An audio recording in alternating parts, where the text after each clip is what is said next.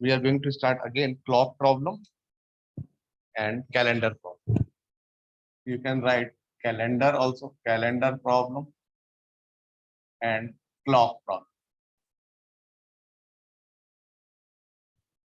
कुछ next question करते हैं for your revision point of view से. Suppose that अगर मैं बोलूं how many odd days are in year 2119. The first thing is what we are going for odd days. इस points पे discussion करना मांगा है, right? We are discussing in odd days. Our year is what? Our year is 2190. That is 2119.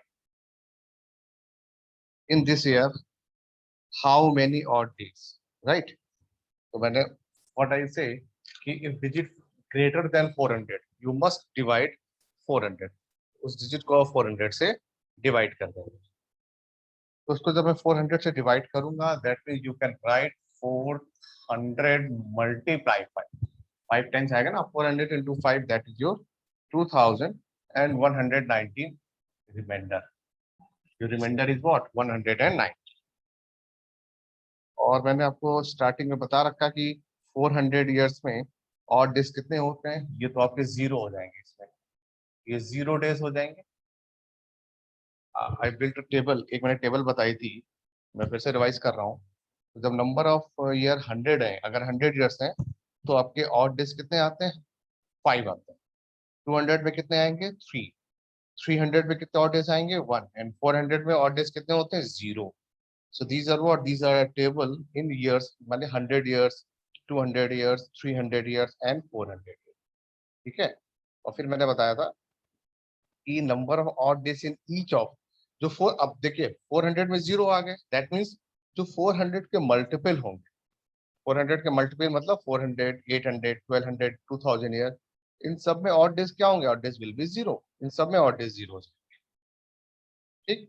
तो 100 याद रखेंगे, mind में set करेंगे. जो 100 इयर्स में ऑड डेज कितने हैं? 5. 200 इयर्स में कितने हैं? 3. 300 इयर्स में कितने हैं? 1. एंड 400 ईयर कितने हैं? Odd days 0. ठीक. तो इसको मैं डिवाइड किया तो इसके तो 0 डेज आ गए. तो मेरे पास कंसेप्ट आ गया 119. तो 119 का आप मैं निकालने जा रहा हूँ. तो 119 का, अब आपको 100 का टेबल है तो 100 से डिवाइड कर लेंगे तो 100 into 1 आ जाएगा. राइट. 100 into 1 ये आ गया. एंड प्लस कितना बचेगा डिजिट? आगे 19 बच जाएगा. जैसे आपके पास 119 है तो 100 हो गया, अब 19 बचे, यानी 19 ऐसे. अब 100 में आपने अभी बताया और डेज कितने होते हैं? 5. तो ये 5 डेज तो आपके पास आ गए. अब 19 के लिए देख लें. तो 19 के लिए मैंने बताया था कैसे. अब आप इसको 4 से डिवाइड कर लेंगे. ठीक है ना.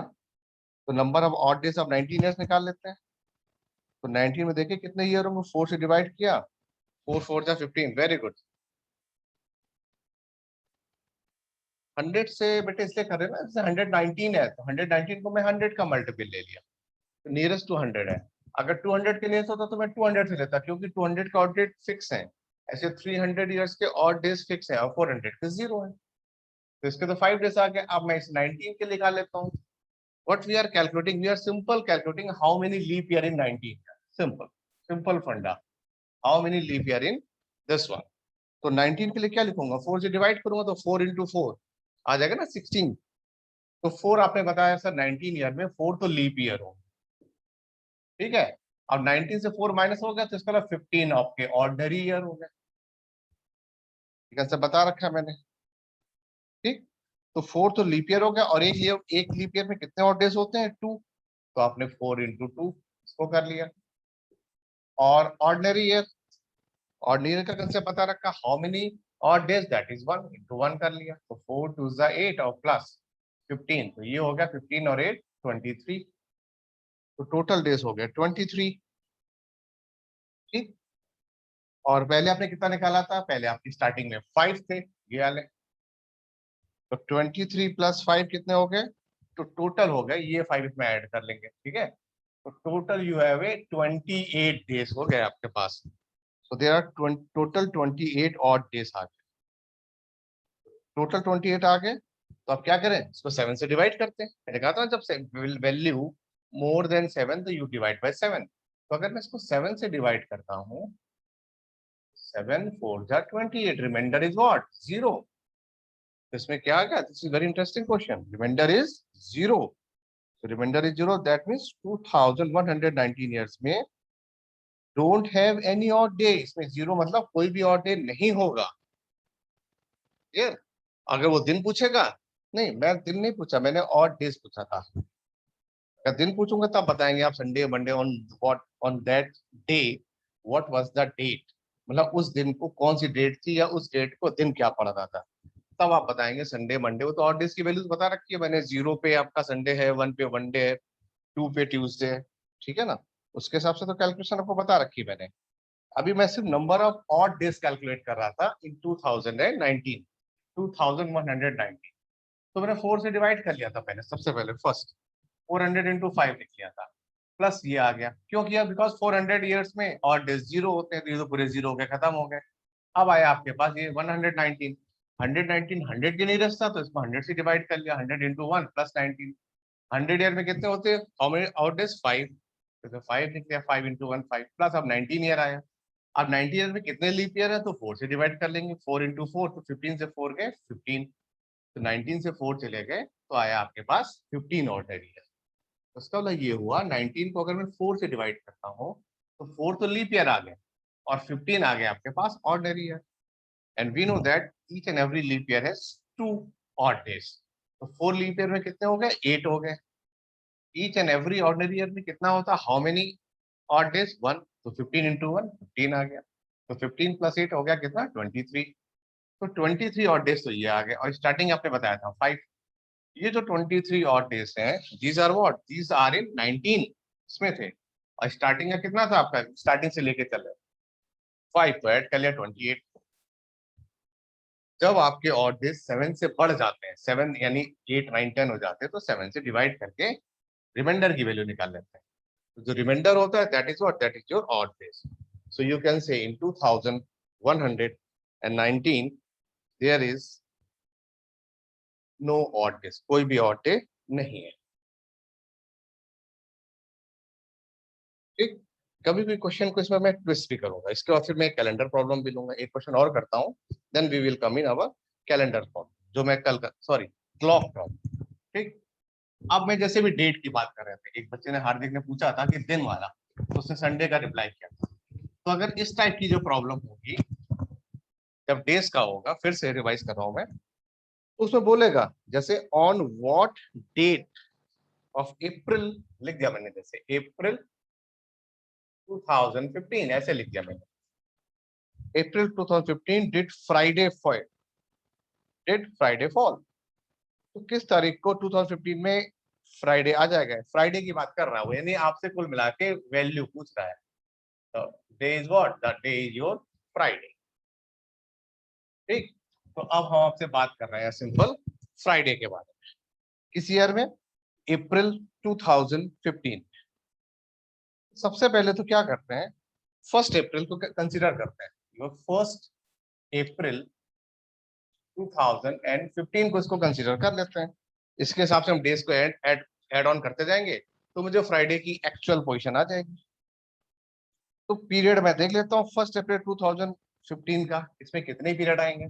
तो मैंने बताया था 2014 तो कंप्लीट हो गया, इसका मतलब 2014 तो कंप्लीट हो गया ना। एंड 1 जनवरी 2015 से लेके मैं आ जाऊंगा 1 अप्रैल 2000, यानी पीरियड लेना है मुझे 1 जनवरी 2015 से मूव करता हुआ आऊंगा मैं 1 अप्रैल 2015। ये तो कंप्लीट ईयर हो गया ना। इसके बाद में 1 जनवरी से लेके यहां तक के सारे डेज को कैलकुलेट करूंगा। ये तो कंप्लीट ईयर है ही आपका। तो पहले क्या करें, इसके और डेज निकाल लेते हैं 2014 के। इसकी ट्रिक बता रखी है मैंने, 400 इंटू 5 कर लिया, 400 इंटू 5 2000 हो गए, प्लस 14 ईयर आ गए। अब 14 को फिर से ब्रेक, अच्छा 400 इंटू 5 लिखा लिखा रहने दिया। 400 का हमें पता है कितने नंबर ऑफ ऑड डेज है, 0 है। अब 14 अगर 14 को मैं 4 से डिवाइड करूंगा तो 4 3 जा 12 हो गया ना, तो 3 तो लीप ईयर हो गया 14 ईयर्स, 3 लीप ईयर हो गए और तो 11 इसके ऑर्डिनरी ईयर हो गए। इस 14 की बात कर रहा हूँ। 3 एल ईयर मतलब लीप ईयर प्लस 11 आपके ऑर्डिनरी ईयर हो गए। ठीक, तो नंबर ऑफ डेज की मैं बात कर लेता हूँ इसमें, तो ये तो आपका 0 हो गया क्योंकि 400 में तो 0 होते हैं। एंड 1 लीप ईयर कितने होते हैं? 2। ऑर्डिनरी ईयर कितने होते हैं? 1। तो 3 2 जा 6 प्लस 11 कितने हो गए? 17। तो आ गए आपके पास 17 और डेज आ गए। अब इसकी वैल्यू 7 से बड़ी है तो 7 से डिवाइड कर लेते हैं। 7 2 जा 14, तो रिमाइंडर क्या आएगा? रिमाइंडर आएगा 3। तो आ गया 3 ऑड डेज। 3 ऑड डेज किस पीरियड की बात कर रहा हूँ? मैंने अभी 2014 की बात की है, यानी 2014 में आपके 3 ऑड डेज आएंगे। सिंपल। अब मैं कैलकुलेशन करता हूँ 1 जनवरी 2015 से लेके 1 अप्रैल 2015, यानी इसमें जो फॉल करेगा, जनवरी फॉल करेगा आपका मंथ, फेब्रुवरी आएगा, मार्च आएगा और अप्रैल ऑब्वियस एक फर्स्ट आ जाएगा। अप्रैल का तो एक दिन काउंट हो ही जाएगा। जनवरी कितने आ गए? जनवरी आपके पास आ गए 31 आ गए। फरवरी इसमें कम है तो 28 आ जाएंगे। मार्च में कितने हैं? 31 आ जाएंगे। तो इन सारे डेज को आप ऐड कर लें। 31 प्लस 31 62, 62 प्लस 28 90 प्लस 1 91, तो टोटल डेज आ गए आपके पास 91 डेज।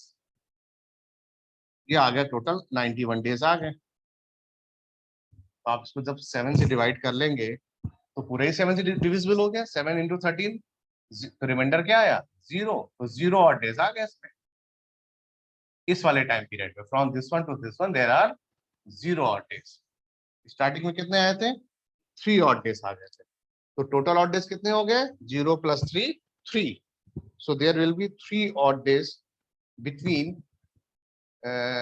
अब बिटवीन क्या, मैं तो कंप्लीट बात करूंगा। अप्रैल 2015 के मंथ की फ्राइडे की अगर बात कर रहा हूँ तो इसका ये हुआ, द ऑड डे टेबल में क्या हुआ? That is third odd day, that is Wednesday. तो दैट मीन्स जो 1 अप्रैल 2015 था वो दिन कौन सा था? वो दिन था वेडनेसडे। मैंने फिर 1 अप्रैल काउंट किया ना, तो 1 अप्रैल आपका वेडनेसडे निकाला, क्योंकि ऑड डेज 3 की वैल्यू क्या होती है? वेडनेसडे होती है। ठीक, तो आपसे फ्राइडे फॉलिंग की बात कर रहा है, तो फ्राइडे कब कब आएंगे? अगर 1 अप्रैल को वेडनेसडे है तो सेकंड को होगा थर्सडे, है ना, एंड उसका फोर्थ को आ जाएगा। तो इसके आगे आप जोड़ते चले जाएं, तो फ्राइडे का फॉल करेगा थर्ड को। तो जो फर्स्ट फ्राइडे होगा थर्ड को आएगा, 3 अप्रैल थर्ड को आएगा फर्स्ट फ्राइडे। फिर 10th को आएगा सेकंड फ्राइडे। 17 को आएगा थर्ड फ्राइडे। 24th को आएगा फोर्थ फ्राइडे। तो 3, क्योंकि अप्रैल में 30 डेज है तो 31 नहीं होंगे। So there will be 4 Friday fall on April 2015। एक तो होगा 3 अप्रैल को, दूसरा होगा 10th अप्रैल को, देन 17 अप्रैल, देन 24th अप्रैल। उसने पूछा था ना कि कितने फ्राइडे आपके फॉल करेंगे। You are saying that in April 2015 there will be 4 Friday, 3 April, 10th April, 17 April and 24 April. इस दिन में आपके ये फ्राइडे फॉल होंगे। क्लियर? तो ये थोड़ा सा टच दिया मैंने आपका, that is what, that is your calendar problem. Last के 10 मिनट में फिर मैं आपको क्वेश्चन दूंगा। क्लियर? नाउ अब मैं आपसे डिस्कस करता हूं जो मैं कल पढ़ा था last class, that is what, that is your clock problem. Clock problem का बेसिक आइडिया होना चाहिए। आपकी सर्कुलर क्लॉक की बात कर रहे हैं, first thing. Second thing, angle जो होता है 360 डिग्री का रोटेशन होता है। Third thing, 1 hour is equal to 60 minute, 1 minute is equal to 60 second. आर को अगर सेकंड में बदलना है तो 60 टू 60 3600 हो जाएगा। ठीक है, अब मैं मिनट वाली सुई का बात करूं, इन मिनट। क्लॉक का मतलब जब रोटेशनल बना देंगे, रोटेशनल मतलब सर्कुलर मोशन में ऐसे आ जाएंगे। ठीक है, ये 12 की पोजीशन है, ये 6 है, ये 3 है, ये 9 है। तो जो मिनट, दो दो एंड की, मैं 2 एंड की बात कर रहा हूँ, मिनट और आर की। तो जो मिनट वाली होगी 60 मिनट में 1 रोटेशन, यानी 360। तो 1 में कितना करेगा? 6 डिग्री, यानी ईच एंड एवरी सेकंड में वो 6 डिग्री का रोटेशन लेगा। इसीलिए आर एंड की बात करूं तो 12 आवर में, पूरा 12 आवर में 360 कर लेगा 12 आवर वाला। ये मैंने डिस्कस किया था, फिर से कर रहा हूँ। 12 आवर कर लेगा 30-60, कौन सा घंटे वाली जो सुई है आर वाली 12 आवर 360 में करेगी, तो 1 आवर में कितना रोटेशन होगा 360 upon 12 that is 30 degree 1 hour यानी 60 मिनट। अब मैं देखो आर वाले को मिनट में अगर बदलू तो ये 60 मिनट में जा रही है 30, तो 1 मिनट में कितना कर लेगी 1/2 डिग्री, जबकि वो कर रहा था 6 डिग्री, तो दोनों का लैप्स कितना हो गया 5 इंटू 1/2, जो मैं कल बता रहा था 5.5 या 5 इंटू 1/2, तो 6 में से माइनस कर दीजिए। तो जब मिनट वाली सुई इसको आगे करेगी तो गेन करेगी, और अगर मिनट वाली सुई आर एंड से पीछे रहेगा तो लॉस आ जाएगा। तो उसके लिए मैंने कुछ पॉइंट्स आपको क्लास के जो आपका ग्रुप उसमें भेजा है, कल पढ़ा भी होगा आपने अच्छे से, ठीक है। तो अब मैं जरा डिस्कस कर लेता हूँ आर वाले के ऊपर, की तरह देखे आर वाले पे क्या होता है, ठीक। तो आर और मिनट की टाइम का इंटरवल आपने कल अच्छे से कैलकुलेट किया था, फिर से मैं डिस्कस करता हूँ, एक और क्वेश्चन लेता हूँ, ठीक। इसी के ऊपर डिस्कस करूंगा मैं आर एंड मिनट के ऊपर। इसमें कभी मैं टाइम भी दे सकता हूँ, कभी मैं टाइम का मेजरमेंट इंक्रीज या डिक्रीज भी कर सकता हूँ, ठीक। Now suppose that अब मेरा क्वेश्चन है अ क्लॉक इसो एक क्लॉक को इस सेट राइट 10 AM यानी मॉर्निंग मॉर्निंग मैंने क्या किया एट मॉर्निंग शार्प 10 o'clock मैंने उसको सेट किया हुआ morning 10 AM eight morning 10 AM मैंने सेट किया हुआ अपनी क्लॉक को, ठीक। The clock gains 10 minutes in 24 hours, ये गेन कर लेता है यानी आगे चली जाती है उसकी शो, यानी टाइम आगे बढ़ जाता है। कभी भी कहते हैं ना ये लैंग्वेज कि मेरी घड़ी पीछे चल रही है, घड़ी थोड़ी आगे होगी, तो आगे चल रही है मतलब गेन, पीछे चल रही तो मतलब लेस, ठीक। तो the clock gain 10 minutes in 24 hours, कह रहा गेन कर रहा है 10 मिनट इन 24 आवर, 24 घंटे में 10 मिनट वो आगे मूव कर जाती है, जिसको मैंने टाइम सेट किया था मॉर्निंग 10 o'clock, ठीक। अब वो पूछ रहा आपसे what will be the true time यानी एक्चुअल टाइम, ट्रू टाइम मतलब actual time, what will be the true time और actual time when the clock show 3 PM on the following day. 3 PM यानी जब आफ्टरनून हो गया 3 PM हो गया, what will be the actual time when the clock show 3, यानी आपकी जो क्लॉक है उसमें अगर 3 बज रहा है, ठीक है, तो एक्चुअल टाइमिंग क्या होगा उस समय, क्योंकि घड़ी तो आपकी आगे चल रही थी, तो बैक करेगा या आगे जाएगा तो उसमें टाइम क्या होगा, ये पूछा। फिर से मैं रिपीट करता हूँ, our question is what, our question is the clock is set, आपने ठीक मॉर्निंग में 10 o'clock बिल्कुल सेट कर दिए, बट क्या देखा आपने due to some technical reason the clock gains 10 minute in 24 hours, 24 घंटे में 10 मिनट का गेन कर लेती है। then what will be the actual time when the clock show 3 PM on the following day, ठीक।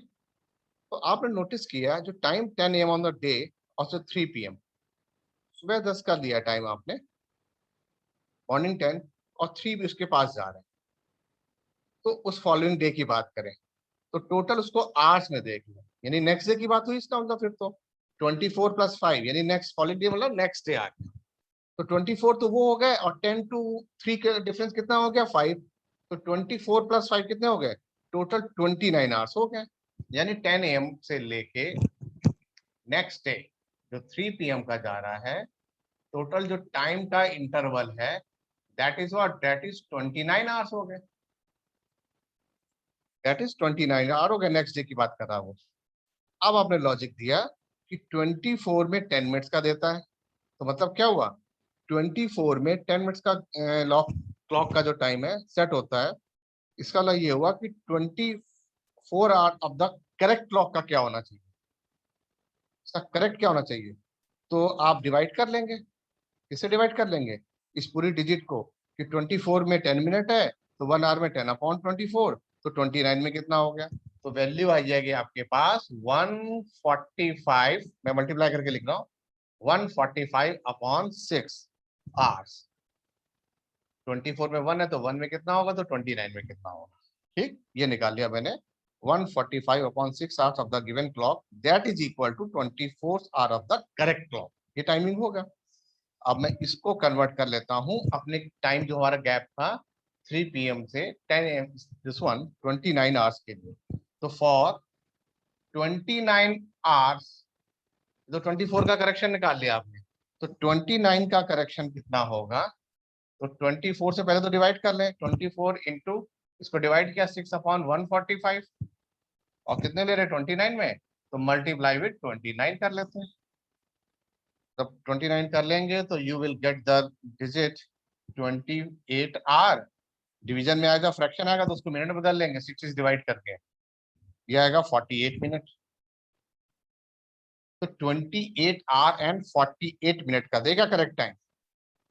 तो टोटल 10 से 3 तक आ रहे थे, 29 आ रहा है, उसमें से इस वाले को सबट्रैक्ट कर दे 28 आर एंड 48 मिनट्स को, तो कितना बच जाएगा, तो जब 28 आर 40 मिनट को 10 AM से जोड़ेंगे आप, तो मिल जाएगा आपको 2 PM, यानी नेक्स्ट डे दोपहर 2 बजे जब आप घड़ी को दोबारा से देखेंगे, देन आपको राइट टाइम दिखाएगा। So the correct time is 28 hours 48 minutes after 10 PM, यानी 28 hour 48 मिनट के बाद आपकी जो घड़ी है वो आपका राइट टाइम दिखाएगी। उस समय जो टाइम हो रहा होगा दोपहर के 2 बज रहे होंगे, दैट इज द 2 PM।